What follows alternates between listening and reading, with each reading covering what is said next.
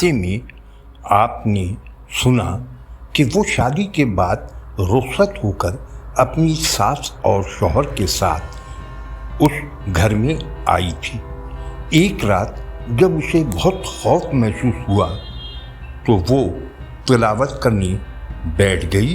बिल्लियों के रोने की आवाज़ खुद ब खुद बंद हो गई और एक रोशन हाला सा नजर आया जिससे एक बुजुर्ग ने हाथ बाहर करके उसके सर पर रख दिया।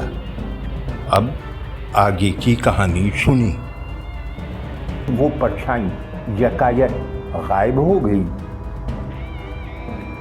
वो जैसे होश में आ गई,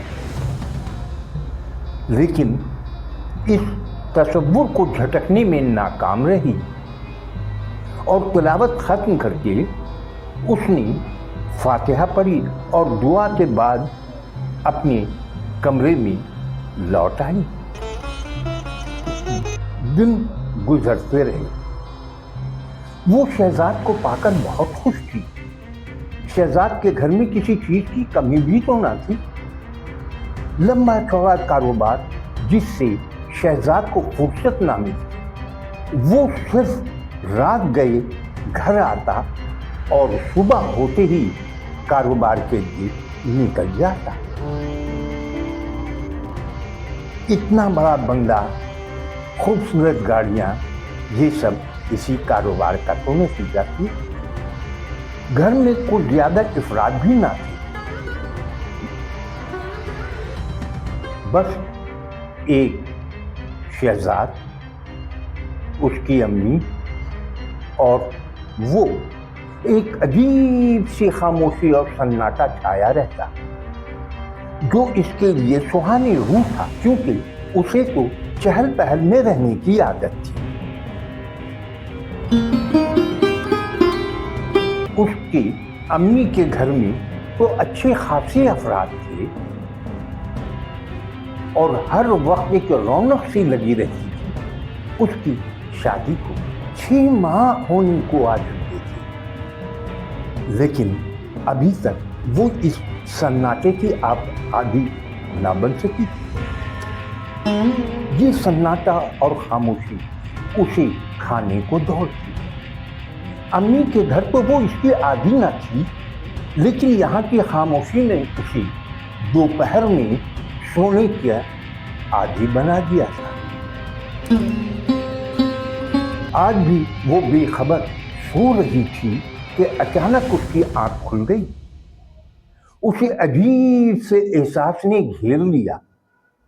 वो बहुत मजबूत आसाब की मालिक थी, फिर भी उस पर लर्जा तारी था। गुनूदगी की कैफियत में भी उसके होंठ हिल रहे थे और वो आयतल कुर्सी का विर्द किए जा रही थी। उसे ऐसा महसूस हो रहा था जैसे उसके हाथ पैर शल हो चुके हों। वो 5 मिनट तक यूं ही बेहोशी की मानी बेसुध लेटी रही। एक ख्वाब ने उसे हवास बाख्ता कर दिया था। आसाब को कंट्रोल कर लेने के बाद वो बिस्तर से उठी। उसका जिस्म किसी लाश की तरह सर्द था। हालांकि ये मौसम सर्द ना था, खिज़ां का मौसम था। उसने खिड़की से सड़क पर नजर दौड़ाई, जहां कभी कभार इक्का दुक्का गाड़ियां या कोई ट्रक नजर आ जाता था।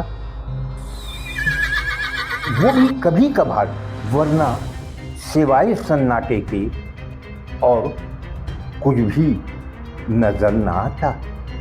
यूं भी ये मौसम तो उजाड़ सा होता है। हिम्मत करके वो कमरे से बाहर निकली। बरामदे में भी मुकम्मल खामोशी थी। वो और आगे बढ़ी। अगला कमरा भी खाली था। तीसरे कमरे में भी उसकी सास मौजूद ना थी। हो सकता है वो नीचे चली गई हों। उनका कमरा भी तो नीचे है। यही कुछ सोचती हुई वो तेजी से दो दो सीढ़ियां फलांगती हुई नीचे उतर गई। नीचे भी एक अजीब सी सनसनाहट उसके रगों पैर में सराहत करती महसूस हो रही। वो जिस ख्वाब को भूलना चाहती थी वो बार बार उसके दिमाग में उभर रहा था, बिल्कुल किसी फिल्म की तरह। वो चाहती थी कि इस घर में किसी इंसान की शक्ल देखे। उसकी सास मौजूद नहीं थी जिन्हें वो अपना ख्वाब सुना सकती। कैसा ख्वाब देखा था उसने बावजूद कोशिश के उसके शहर से आजाद नहीं हो पा रही। वो वापस मुड़ी और साहिबा की तरफ चल दी। एक साहिबा ही तो थी जिससे वो दिन का थोड़ा सा हिस्सा बातें करके गुजार लिया करती थी, वरना सास तो कम सुना करती थी। उनसे चीख चीख कर बातें करना पड़ता था। साहिबा, अरे ओ साहिबा, वो उसे आवाज देती हुई तेज तेज कदम उठाती लॉन का दरमियानी हिस्सा पार करके साहिबा के पास पहुंच गई। साहिबा, अरे ओ साहिबा, उसने साहिबा को दोबारा से आवाज दी, जो इस उजड़ी दोपहर में बैठी दरख्त के नीचे बनी क्यारी से खसो खासा चुन रही थी। जी दुल्हन बेगम, आप कब यहाँ आई? साहिबा ने मुड़कर उसकी तरफ देखा। तुम ये बताओ अम्मी जी कहाँ हैं? उसने फूली सांसों को काबू करते हुए साहिबा से सवाल किया। अरे वो तो कहीं गया है दुल्हन बेगम, आप सो रही थी इसलिए आपको नहीं कहा था। और हाँ दुल्हन बीबी, आप अभी तो सोया था, इतनी जल्दी उठ गया, खैर तो है? हाँ साहिबा, मैं आज जल्दी उठ गई, तबीयत पता नहीं कैसी हो रही है, मैं यहीं बैठ जाती हूँ। वो करीब पड़ी गार्डन चेयर पर धम से गिर गई। सर टेक कर आंखें मूंदना ही चाहती थी कि यकायक किसी ख्याल के तहत चौंक पड़ी और साहिबा से पूछने लगी, साहिबा, जी दुल्हन बेगम, तुम्हें कभी ख्वाब नजर आए हैं? ख्वाब? हमारा तो जिंदगी ख्वाबों में गुजरा है। वो कैसे? वो ऐसे कि खानम जान का वालिद जब लड़ाई पर गया है, वापस न आया, बस उस वक्त साहब जी हमारा साथ दिया और बेगम साहिबा तो बाद में आया। साहब जी की मेहरबानी ने हमको जिंदगी दिया, हमारा कोई न था, बस अपना खानम जान था और हम। साहब जी भी घर में नहीं रहता था, बस हम अकेला खानम जान को साथ लेकर ख्वाबों की दुनिया में रहता। कभी साहब जी आ जाए तो घर में कुछ रौनक आ जाती थी।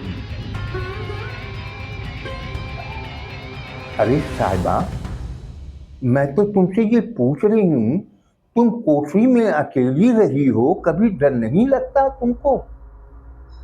हाँ दुल्हन बेगम, क्या कहा? डर? अरे डर वर तो अपन को पहले बहुत लगा, पर अल्लाह का नाम लिया सब भाग गया। दुल्हन बेगम, अगर तुमको कोई ख्वाब देखा तो हमको सच बताना।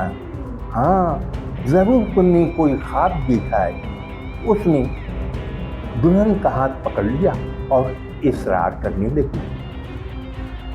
हाँ साहिबा, मैंने भी ये ख्वाब देखा है। जल्दी बताओ, हमको आपने कैसा ख्वाब देखा? साहिबा बेताब हो गई। अपना खानम को तो नहीं देखा है ख्वाब में? क्यों, खानम को क्या हुआ? उसने अज़राहे तजस्सुस सवाल किया। खानम को क्या हुआ? खानम मर गया। दुल्हन बेगम,